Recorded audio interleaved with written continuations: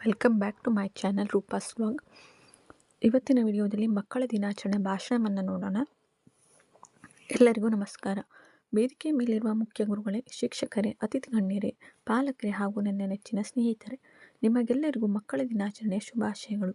ಪ್ರತಿ ವರ್ಷ ನವೆಂಬರ್ 14ರಂದು ಪಂಡಿತ್ ಜವಾಹರ್ಲಾಲ್ ನೆಹರೂರವರ ಜನ್ಮದಿನವನ್ನು ಮಕ್ಕಳ ದಿನವನ್ನಾಗಿ ಆಚರಿಸಲಾಗುತ್ತದೆ.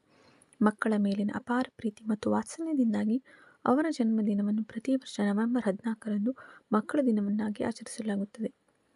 ಮಕ್ಕಳು ಅವರನ್ನು ಪ್ರೀತಿಯಿಂದ ಚಾಚಾ ನೆಹರು ಎಂದು ಕರೆಯುತ್ತಿದ್ದರು.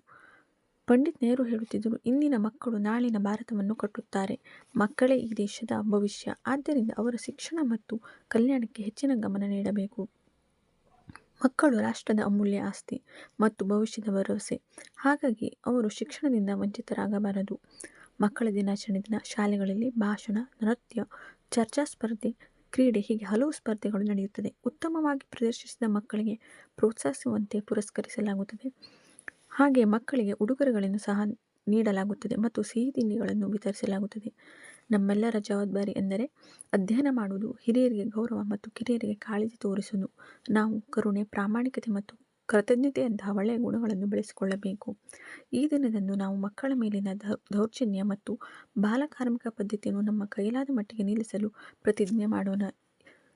ಈ ದಿನ ಮಕ್ಕಳಿಗೆ ಅವರ ಹಕ್ಕುಗಳು ಮತ್ತು ಕರ್ತವ್ಯಗಳ ಬಗ್ಗೆ ತಿಳಿಸೋಣ ಎಂದು ಹೇಳುತ್ತಾ ನನ್ನ ಮಾತಿಗೆ ಪೂರ್ಣ ವಿರಾಮವನ್ನು ಇಡುತ್ತಿದ್ದೇನೆ.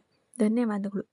ಈ ಒಂದು ವಿಡಿಯೋ ನಿಮಗೆ ಇಷ್ಟವಾದಲ್ಲಿ ಲೈಕ್ ಮಾಡಿ, ಶೇರ್ ಮಾಡಿ ಮತ್ತು ಚಾನಲ್ಗೆ ಸಬ್ಸ್ಕ್ರೈಬ್ ಆಗಲು ಮರೆಯದಿರಿ. Thank you.